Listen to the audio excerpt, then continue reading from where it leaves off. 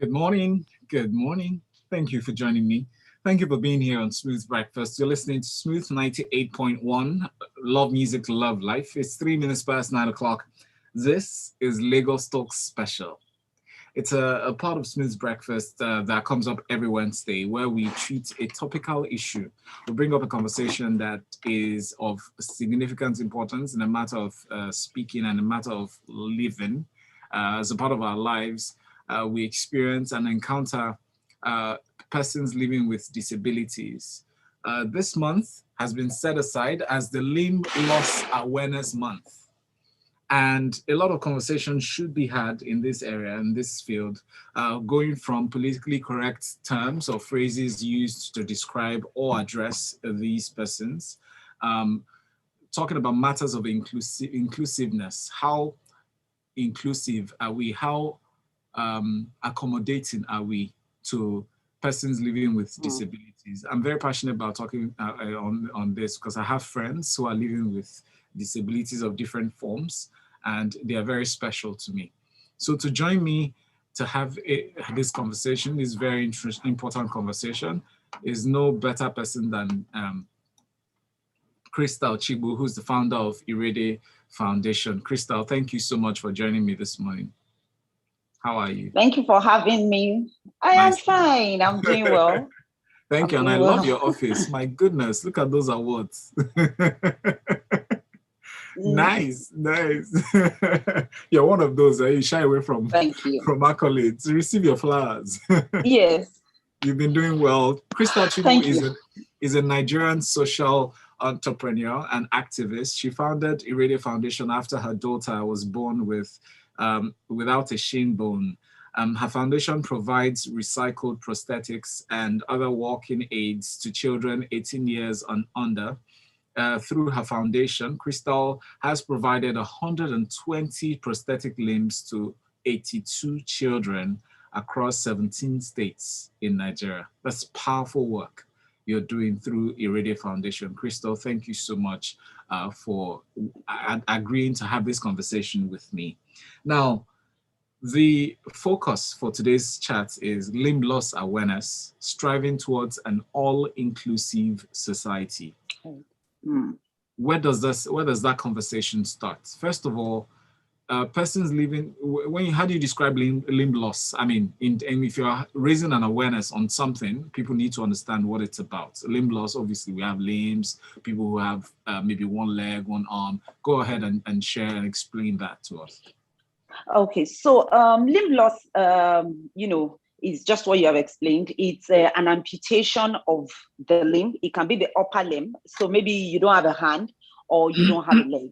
However, it can occur as a result of congenital issues. That means someone was born with it. So probably a missing limb or a missing bone. So there are people that are born and, they come out with limb loss. So the limb did not form at the point of birth.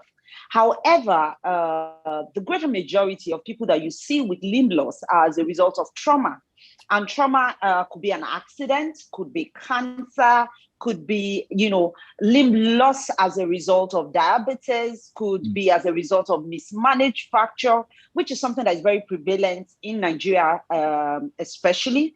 And that's what limb loss is in a nutshell. So not having a hand or not having a leg, missing either as a result of the fact that you were born with it or as a result of trauma. And the traumatic experiences could be anything, could even be COVID-19, because there are people that have been recorded to have amputation as a result of COVID-19 in the last 1 year. So it could be as a result of anything. So it's really just creating awareness that, there are people that have to lose their limb, and some people as a result of war. So, I mean, if you think, for instance, as a result, in the Northeast, there are a lot of people that are actually amputated as a result of that. That's interesting. Thank you so much for elaborating on that. I would also want us to start this conversation by inviting you, my listener, to join us in this conversation by calling the number 0144899981. I'll be asking fewer questions. I expect you to ask more questions. Crystal Chigbu is a professional in this fair. She's been doing work with, providing prosthetics to children in Nigeria, especially those living in impoverished areas who cannot have access to these kind of materials or support systems, so to speak. So please call 0144-89981 or send a message to WhatsApp 0809-444-0981. Feel free to make use of social media. You can tweet at Smooth981FM with the hashtag Lagos Talks 981. Today's presentation is a special. Crystal, when it comes to, when we talk about inclusiveness, the government plays a major role in that. The community plays a major role in that. The individual plays a major role in that, in the way we treat people living with disabilities, especially those that have lost a limb, in the way we address them, in the way we make provisions for them to have access to certain facilities. When I say facilities, I speak of buildings, offices, roads, passageways, anything that grants access to the everyday man. Some of these provisions were highlighted during the 2016 International Conference on Disabilities. I'm not sure if you attended that conference. I moderated it, yes, and there was a communique that was drawn up from that conference, and part of the communique was to encourage the government to, as well as building walkways or pedestrian crossing, that they could add that, a crossing for persons living with disabilities. Well, in terms of provisions of these amenities for bus stops, stores, buses, and more, what would be the scorecard? I mean, how would you score the government in terms of compliance? Honestly, in terms of compliance, I would say from a range of 0 to 10, we're probably around 1, 2. So there is the law, which was passed in 2019. In Nigeria. So before now, there's been a lot of conversation. And Lagos State actually, I think in 2011, actually put in place a special people's law. But, the federal government actually put the law in place in 2019. And so the law is there, right? But what we've struggled with through that period would be implementation, with respect to the people that are involved. So you still go around seeing buildings that are not accessible. You still go around with a lot of people not knowing exactly what it is to even think of accessibility. Sometimes last week I was in a conversation with someone and said, yes, we have the disability parking, it is there. But even though it is there, when there's nobody to park there, we just allow people to park there. And I'm like, you don't know when someone with disability will show up to take that parking slot. So it's important that we begin to ensure enforcement and implementation of the things that should be. But more importantly, I think, just like you rightly said, Val, it's also really thinking of educating the general public, and that's what this month is about for us with respect to limb loss, letting them know that they're persons with limb loss, and these people need to be supported, respected, given access, barriers removed for them, so that they can live their best life, so that they can live life to the fullest. But it's not going to happen except the government is really supporting and ensuring and enforcing, really. I think the word is an enforcement from the government, but then, the society being educated to make sure that this happens. I think there needs to be a sweet mix between the two. So it's first the government, and the law is in place, but then we need to ensure that we also educate the people, change the behavior and the mindset when it comes to disability in general. Does that law support or promote, or rather ensure that people, store owners, shop owners who have parking spaces, allot at least 1 or 2 spaces for disabled persons? Oh, yes. It's very clear. The law is very clear. It's there. So I think for every 20 spaces that you have, you need to have 20% of it to persons with disabilities. Yes. If I'm quoting correctly, so for every 20 space, you should have that. However, it's not being implemented. So you see in some places, you see that people have the sign because, so when they ask you, do you have that space? Oh yes, we have the sign there. But then someone else is parking there that doesn't have any form of disability at all. Thanks for that. Let's talk about language, the way we speak, the way we regard these people, politically correct words. There are certain things that people say, it makes me cringe when I hear it. Like, no, I'd rather not call it this, or call them this, or you address them this way. I'd rather say visually impaired than to say the B word. I'd rather say hearing impaired than saying the D word. So there are different things. What other phrase would you suggest people use instead of the usual parlance? Okay, so for me, for instance, it's right to say persons with disability versus disabled. When you say someone is disabled, you're actually saying they are incapable of doing anything at all. So some people will say cripple instead of saying cripple, say somebody has a disability. Or physically challenged. I would say disability. Okay. Because once you remove, and that's what inclusion is actually about, once you remove the barrier. So for instance, if you have someone that is on a wheelchair and there is a ramp to aid the person to get through that place, the person is no longer challenged. You have removed the barrier and the person is able to do what they need to do. So it's about removing barriers. It's about ensuring that when we are planning for anything, you have at the back of your mind that there are persons that need some form of support or the other. So you shouldn't build a 10-story building without a lift, for instance, because the first thing that you're doing when there is no lift in that, and you think everyone can climb the staircase, then you're literally cutting some people off because they are unable to. I've heard of instances of people being carried, with their wheelchair up the staircase. In the process of even carrying the person, the person could fall, and that could lead to, more damage, than the person already has. So it's about removing barriers. However, it's also important to note that some persons with disability would rather be called in a certain way. So it's also good to be sensitive and pay attention and understand how the person would like to be referred to.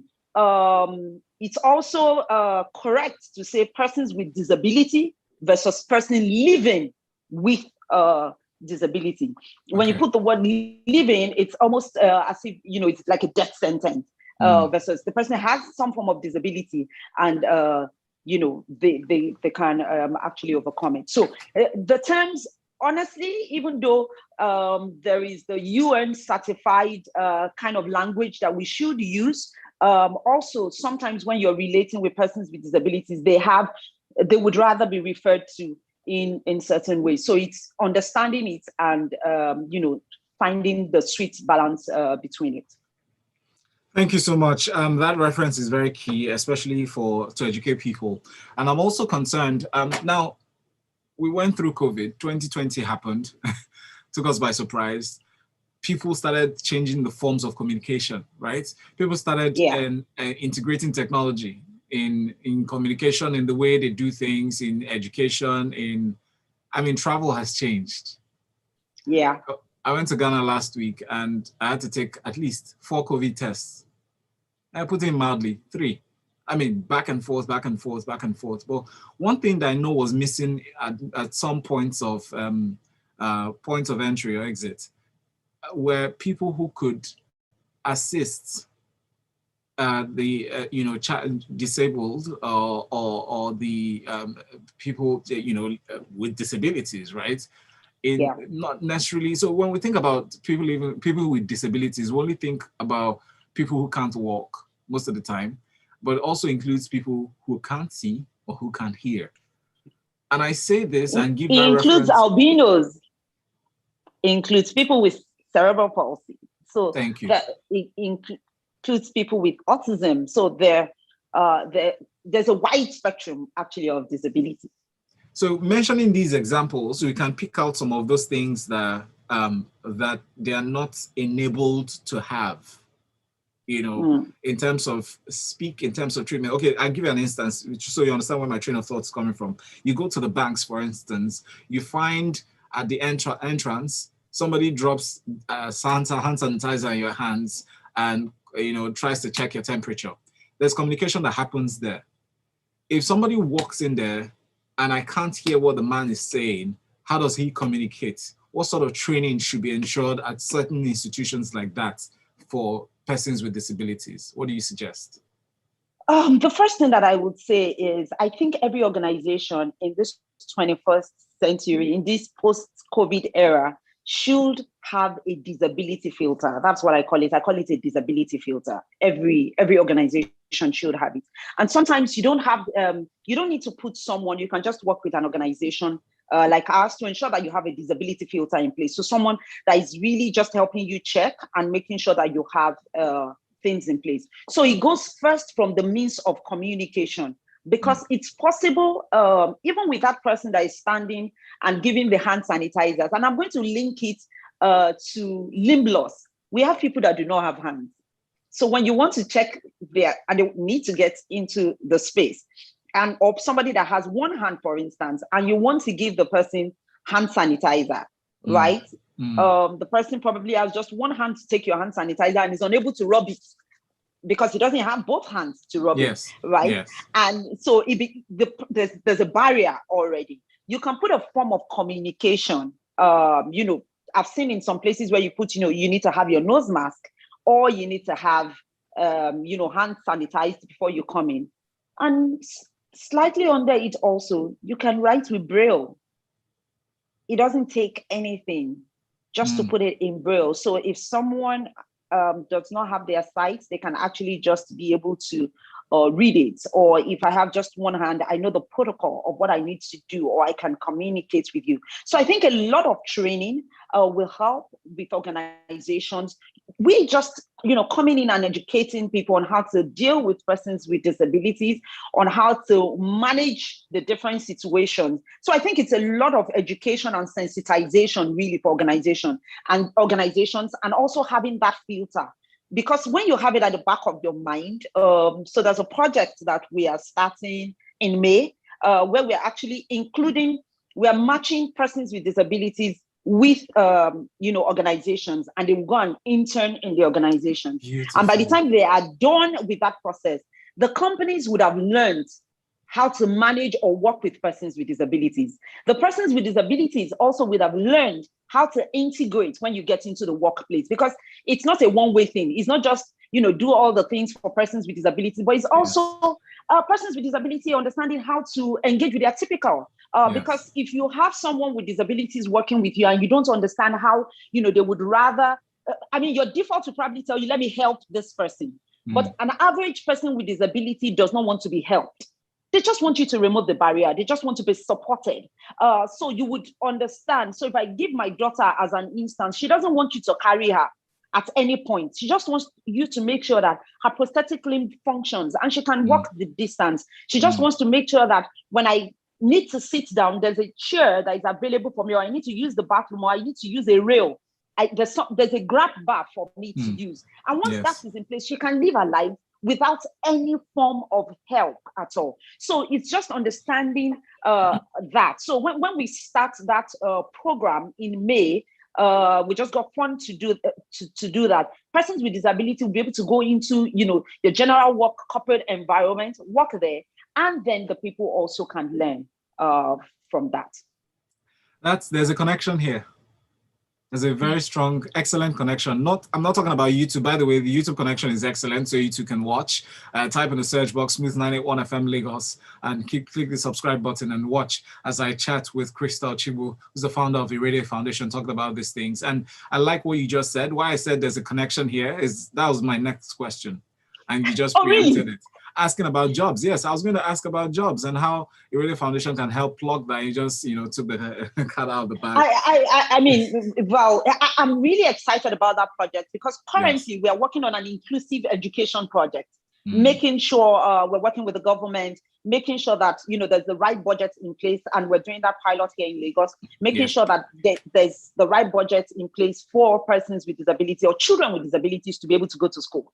And having worked in this space for 8 years, after we give you a limb, you go to school, you come out of the university, and then it's time to get jobs. And it becomes really very difficult. So that's why we're taking on this next fund to ensure that, you know, we do a connect between, you know, the companies and, you know, persons with disabilities to be able to ensure that, you know, they really can fit in, providing them with skills. So we're training soft skills, you know, and then we do the matching. All right, let's talk some more about help vis-a-vis barriers, because I like how you establish barriers, and sometimes trying to assist could be perceived as a barrier to allowing the person live. Let's talk about that some more after this break. You're listening to Lagos Talk Special. My guest is Chigbu, Crystal Chigbu, the founder of Irede Foundation, talking about limb loss awareness and striving towards an all-inclusive society. You too can play a major part in that. Send messages to WhatsApp 0809 444 0981. Bank. Future forward banking. Nice. Well done. Thank you. So that barrier conversation, I want us to talk some more about, you know, how you can help without being patronizing.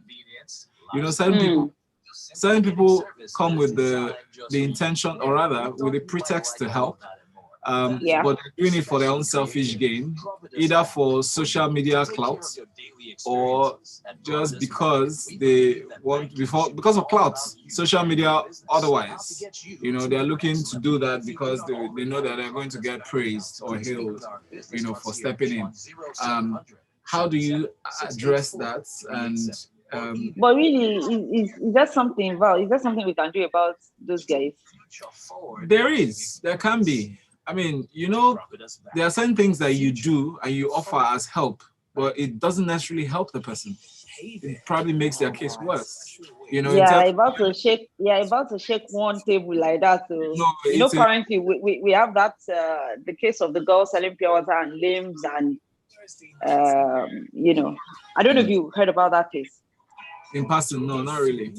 Okay. Okay. You want to mention that? No, I won't. It's very delicate. All right, it's well, I could cite it as an example and then find a way to do a link. Hi guys, thank you so much.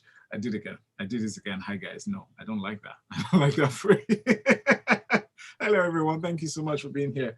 This is Smooth 98.1. You know, when you're making fun of something, right? You don't realize when it comes out of your mouth. So that's why it's good to, you know, just keep things in the back burner sometimes. Yesterday I was making a reference to how people start videos with hi guys. So today let's talk about this. Now, before the break, if you caught the conversation at some point, you know that I'm talking with and chatting with Crystal Chigbu. It's an interesting chat because it's about people, it's about situations that we're involved in day to day. You can have an injury today and the next minute you're falling into that category. So it's not precluded to a special set of people in the world. Anybody can lose a limb at any time. Anybody can be incapacitated at any time.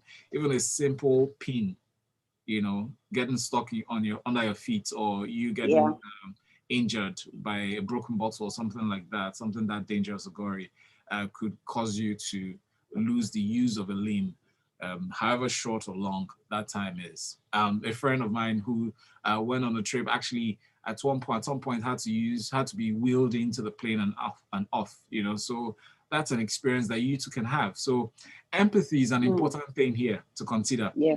But then when you introduce empathy in talking about limb loss awareness and striving towards an all-inclusive society, there's empathy that's, empathy that pushes people to try to extend help, right? Yeah. That's on the right part, on the good part. And now there's perceived or pretentious empathy that, you know, so encourages people to help with the pretext of taking or, you know, trying to solve the situation or, you know, add to the solution, right? To bring in the persons with disabilities from a place where they don't have jobs, they don't have a source of living or livelihood, to becoming self-reliant.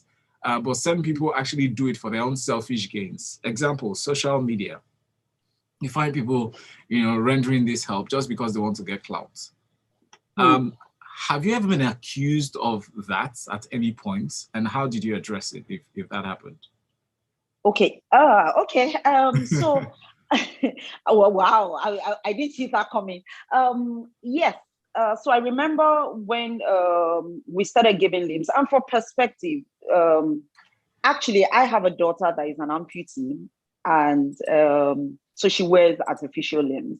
And really, when Irede started, it was just because it took us like 2 years to agree to amputate, so that we're making the right decisions for her. And with time, I just literally saw that, there were a lot more people that needed information, and I wanted to share information. And so once, a parent once told me, the reason people give us money, the reason people give Irede money is because of us. So share the money with us. So yes, I've had that. But for those that know me very well, I am not that person that wants to be out there. As much as possible, I want to really just do it what gives me joy really is the smile I see on a child's face, or a mother's face, or a father's face, or having to just help you go through your process, at the end of the day. But yes, I know there are people that do this for the media. One of the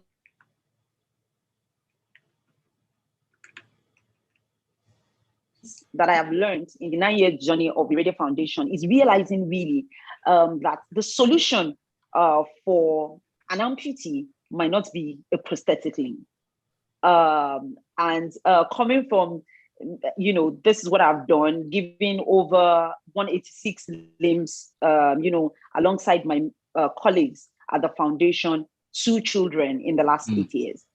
And the reason is because we've also realized that there's so much more that is involved beyond limbs.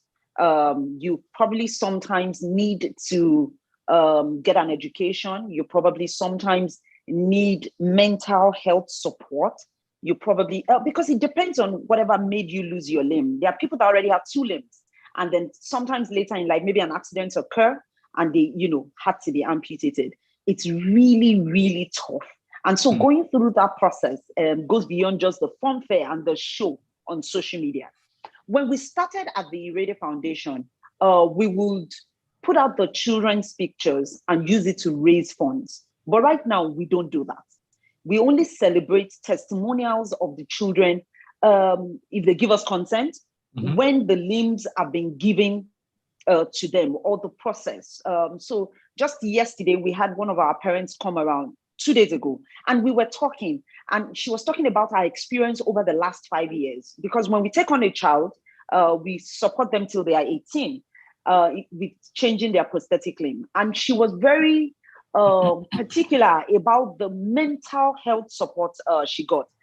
Just, I think last week on social media, there was a lot of rave. I saw it on Twitter about some lady selling pure water. And, everybody around felt that what she needed was a prosthetic limb. And, there were a few people, that talked about the fact that, are you sure this person needs a prosthetic limb? Are you sure this person should?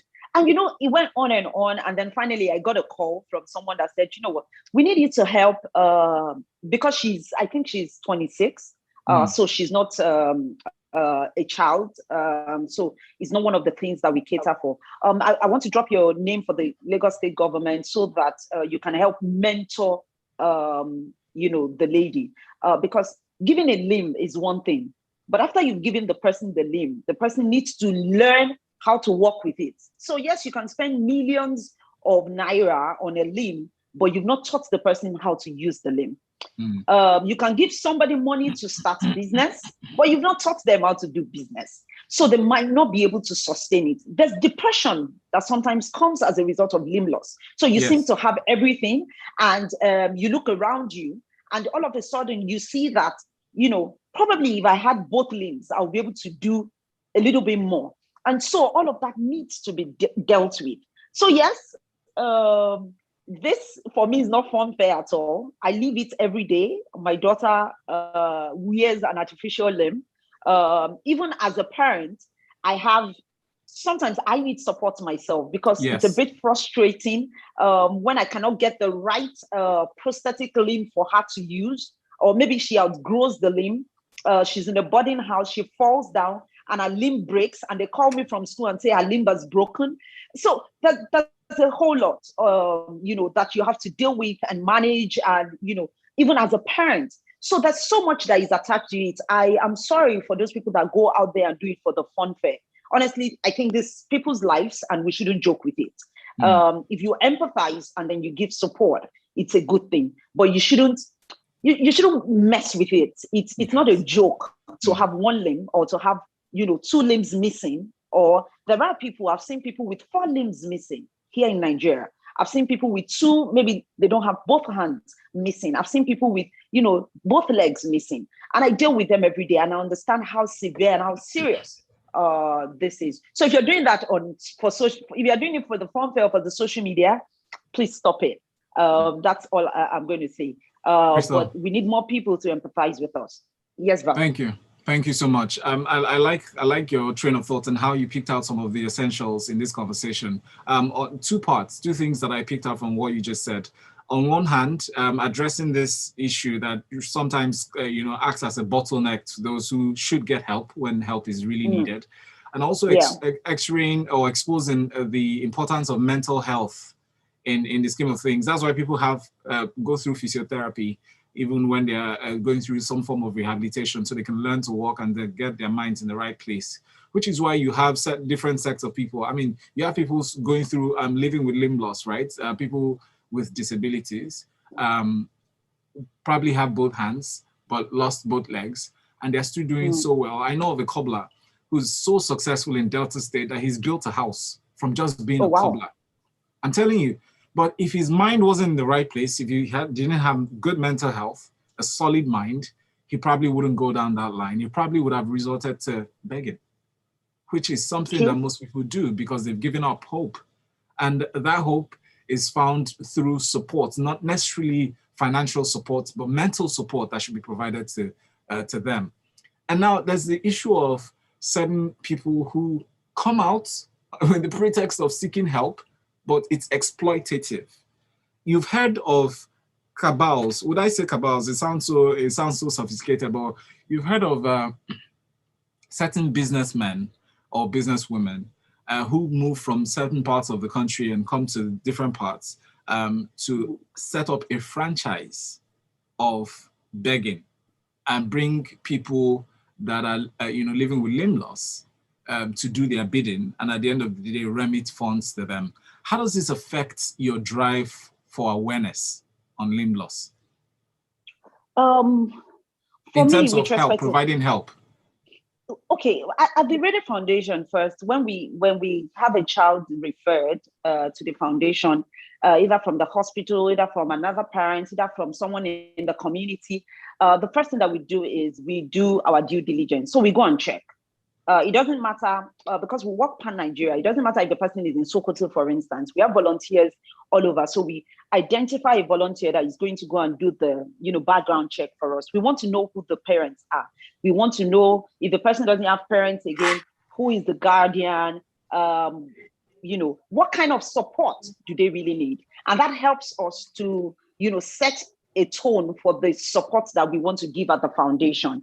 So it's not everyone that just comes to us that we just give limbs to because we feel like you've been amputated and all of that. We have a schedule or a process that we actually go through. However, if you ask me, I think it's one of the things, even as the government starts working on the law and making sure that implementation is in place, then persons with disabilities will be cared for. They will not be on the streets begging. So if it's because it's a model of something that you can exploit.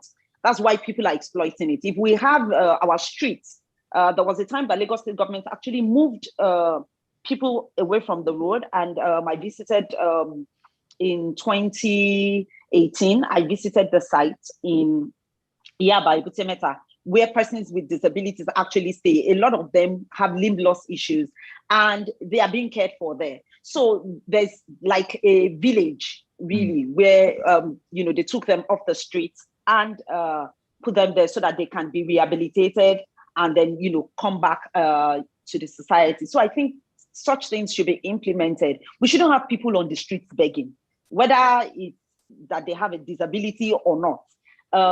No child should be on the road.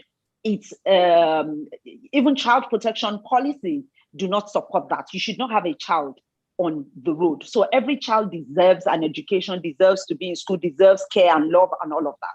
So I've heard of it. I have not seen any of those cabals, but definitely it's something that I think we can get rid of through the government and also the support from well-meaning Nigerians. I'm not one that gives beggars because they have an amputation money on the streets, because that's not what I want to support. I would rather engage and have a conversation and ask you, what would you rather have? And see a way to support it. It's something within what we do at the foundation. Thank you so much. Crystal Chigbu is my special guest, the founder of Irede Foundation, speaking to me on limb loss awareness and striving towards an all-inclusive society. Your last statement you made with reference to educating them reminds me of a young lad that I often saw on one particular road. I'm not going to mention the name, but he's so cheerful and so good-natured that anytime I see him, I want to wind down my glass and have a little chat with him. His smile just, permeates the air and just makes you feel good, right? And he speaks so well. I'm engaging him on a subsequent day that I saw him again. He told me he had registered in school, told me the school he attends and proceeds from his begging actually funds the education. But we can do better than that in terms of creating an all-inclusive society.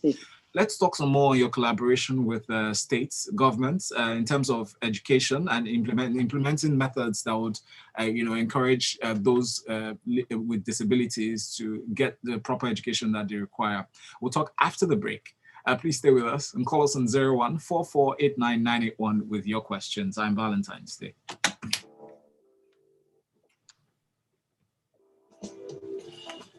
Okay, well, you want me to talk about our collaboration with the government, right? Yes, so that project you were talking about that you mentioned. Yeah. Let's talk some more.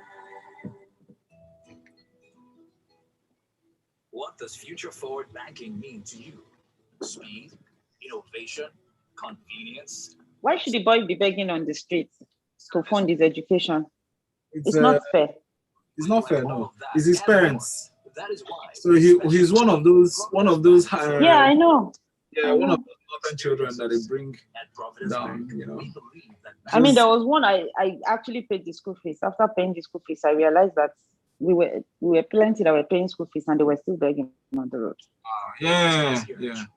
Which is unfortunate, because that when you see things like that, it discourages you from helping and you can't even tell the difference between which one is doing it for dubious reasons, which is actually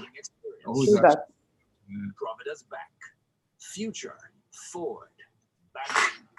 Providence Bank, future forward banking. You notice anything 940, and we move it to 55. Providence Bank. Did you move it? Future forward banking. Someone that couldn't find it. Thank you so much. My traffic officer just stepped in to tell me, give me one very good information. We'll have more time. So I'm excited. Crystal Chigbu, we're back. Talk some more. Okay. I thought that break was going to be longer, but thank you for staying with us. You're listening to Smooth Breakfast. The segment is called Lagos Talks, and it's a special. Crystal Chigbu is the founder of Irede Foundation. She's here to talk on something very important. Irede Foundation is passionate about helping those with disabilities, especially kids. Crystal, through her work as a Nigerian social entrepreneur and working with Irede Foundation, has been able to equip children and provide them walking aids to children with under 18. And so far, they've provided over 120 prosthetic legs to 482 children across 17 states in Nigeria. Well done. And I'm aware you're doing more work in that aspect, and especially with regards to education. Speak to us about that. So, I mean, like I said, so giving limbs over the last 8 years, we realized that it goes beyond giving limbs. So currently we have a fund by Disability Rights Funds, and we're doing this in collaboration with other organizations that work with children with disability, Festus Fajemilo Foundation and Children Development Center to drive inclusive education in Lagos State. Currently in Lagos State, we have 31 plus 13 inclusive schools around Lagos State. And those schools are supposed to be, public schools that are have the capacity to take in children with disabilities, in the school, so they can have mainstreamed education. However, our project, and backed also with LASODA, that's Lagos State Office of Persons with Disability, and the Ministry of Budget and Planning, we are driving to ensure that we have funds for these schools, so that when the children get into the schools, they definitely can have education. Because if there's no budget in place, the schools will not be sustained. So that's what the project is about. But it's also ensuring that we do not leave any child behind, disability or no. So that's why inclusive education is important. If a child gets an education and they have a form of disability, then they can be whoever they want to be. So you literally, because every child, right, deserves an education. So I'm so passionate and excited about that project. And so far, we finished the groundwork of consultation and checking the reports. Even LASODA was in our office yesterday. So we have the baseline report. At the end of this month, we are going to be doing the validation of that report. So we're going to be talking to the different stakeholders to ensure that the report is actually correct before we now go into implementation. And then furthermore into the project, we're going to be doing sensitization. So on radio, on TV, print, to make sure that more parents that have children with disabilities can actually now take their children to the schools. And the schools are scattered everywhere in Lagos State. So I'm really passionate and excited about it. When you talk about stakeholders, when anybody mentions stakeholders, I'm very keen to hear the details. Who are these people? So when you think of stakeholders for this project, for me, it's first the parents of the children with disabilities, because if they are not educated, if they don't have information that there's a school where I can take my child and pay little to nothing, it's an inclusive school, then they will not be able to. So the parents of the children, organizations of persons with disabilities, the way this organization work is they work in clusters. So you have organizations for the blind, for those that have hearing impairments, for albinos. There are different clusters. So we're also reaching out to these people in this cluster. We're reaching out to the state government. So that's why LASODA is very, very important for us. And the Ministry of Budget and Economic and Planning is also very key. And Ministry of Education. So we're also working with SUBEB on this. And of course, our funders, disability right funds, making sure, we have the right funds to fund this project. And then the society at large. Because if you, Valentine, know that a child that you saw on that street, there's an inclusive school, and we have, you know where that inclusive school is, you can point the child to it. So like that boy, I'll take him there. You take him there. Quickly. Exactly. So first it's the community, then these other people that are called. So those are the stakeholders, and we are all stakeholders because we are all responsible for ensuring that every child gets quality education. We all can be a part of it and make sure that we're leaving no child behind. This is a personal and sensitive question, so I ask you with good intention. If it wasn't personal, if it didn't affect you personally, would you be as interested and as passionate as you are today? I don't think so. And usually I make the analogy of when you want to buy a car. What happens? If you have a particular car you want to buy in mind, you start seeing that car everywhere. All of a sudden you ask yourself, what's going on? It looks like this is the only car that is available. So honestly, before I gave birth to my daughter, I knew nothing about missing limbs or limb loss. It wasn't of interest to me, even though then, I knew about polio and I've seen people with polio, but it wasn't just of interest. I knew about the orthopedic hospital. In fact, I grew up in Fade, so the Igbobi hospital is close to my house, but it's not significant. I don't have business there. It's just Igbobi, right? So I wouldn't be as passionate. most of the work that I do, of course, is driven by experience. But what I've also been able to do over the years, the people that work with me, I think sometimes they are even crazy passionate more than I am. Because again, you start experiencing people, you become a part of people's lives, and you literally can feel their pain. So really, the empathy that my colleagues have is second to none, because really they carry it, they feel it, they work with the children every day, and so it's now there, and that's the passion with which we go out to talk all about it. So, Valentine, you are right. If this didn't happen to me, I probably won't be this passionate about it. So God placed the situation in your life to push you along that path, and also attract people with like interests to you. That's the point where I say, preach. You're an amazing person, and it's always fun to chat with you. Please call 0144899981. That's the number to call and speak with Crystal and myself.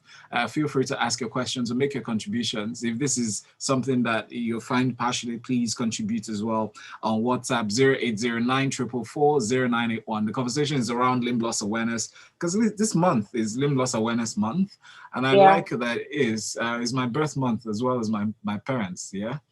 So this is something we should encourage. Just try to support. My dad at some point had an issue with his knee. Over 25 years, he got a surgery 25 years before it reoccurred, and he had to travel to India for a surgery. So I understand the traumatic experience, the trauma that goes with that. And today he uses the walker, to move himself around. And for him, in his old age, imagine somebody who all his life has been very active. My dad is active. My dad works so hard, but gets to a point where he can't use his limbs as well as he used to. The mental shift that happens cannot be described in words. He had to struggle. I physically saw him struggle to hold his own, to try to stay sane. Imagine all that, you're filled with energy, yet you can't, move. So, I mean, in terms of therapy, like, what would you encourage people to do to support persons with disabilities around, especially those with limb loss? The first thing that I would say is there are a couple of organizations that actually provide support. There's Amputees United, there's Feet of Grace Foundation, there's Irede Foundation, especially for people with limb loss related issues. So they provide this support, and it's important that people seek help. Sometimes I tell people, if you don't ask for help, we can help you.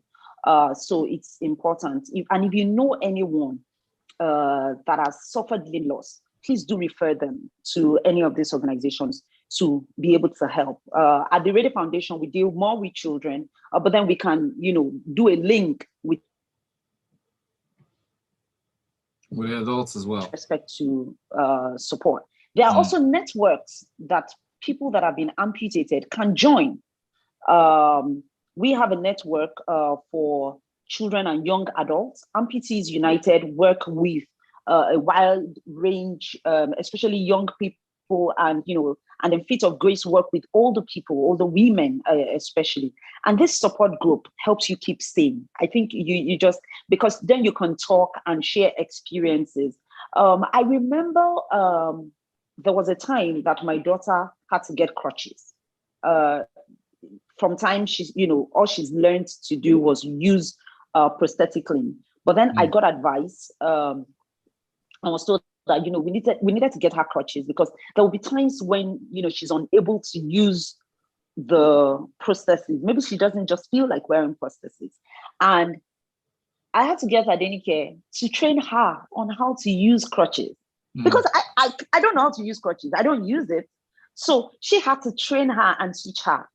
And I thought she was just teaching her for her to know. But then subsequently, when we got children at the foundation that had to get crutches, my daughter started training them on how to use crutches and started telling the parents why it was important. So that's the essence of a support group.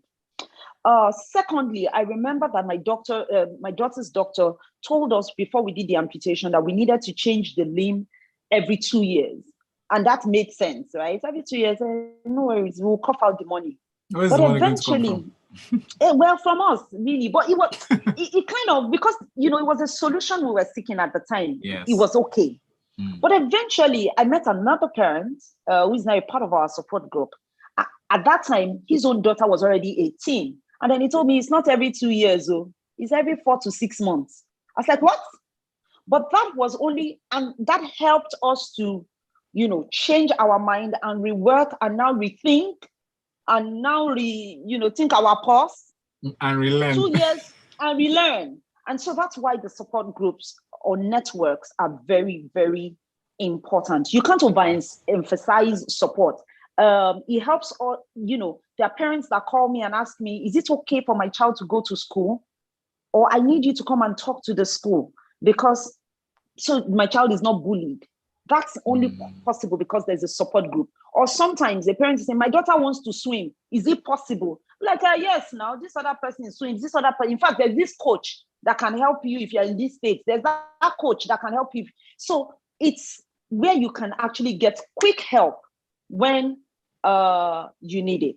So that's, you get quick help when you need it. And I think that's just really amazing. So you can't overemphasize the need for a support group, for persons that have had to amputate their limb as a result of one thing or the other. As with climbing any ladder in life, metaphorically, literally speaking, you have to go up before you help someone up on that same ladder. And thank you so much for dropping those wise gems, because that's really key and something for us to think about after this conversation. The fact that we have to create support groups and create a support network. For you to help someone, you have to come from a place of you have to have to give. And having is not necessarily financial all the time. You have to have the wherewithal, you have to have the knowledge, you have to have the capacity, and you have to have the network to enable such support to happen or to come to pass. Thank you so much, Crystal Chigbu. I really enjoyed this conversation, and I will be waiting with open arms, to receive anytime you want to have such conversations tomorrow. Thank you so much. In closing, your parting shot. So I mean, this conversation is a conversation we want to keep having. We are going to be having a symposium just after this. I think it starts around 11, and it's also online, so people can join on YouTube, where we're really going to be tackling the issues of accessibility and inclusion. And the reason why accessibility is important, I think you've talked about it. So, we're talking about barriers. We're going to be talking about how organizations can actually remove barriers without spending a lot of money. Because I think that's one of the issues that a lot of people have. So you're thinking, before we moved into this building, it was already like this. And we want to be compliant. So what do we need to do? We're going to be having that conversation. But also, anybody can join us to be a part of the work that we have on Saturday, where we are going to be, working to create more awareness. And thank you so much, Valentine, for this conversation. Because again, disability is a mind game. Once you can work on the mind, you can live a full life. You're halfway there. Thank you. Awesome. Crystal Chigbu, founder, Irede Foundation. Thank you so much. Have a lovely day. Talk to you soon. You too. Yeah.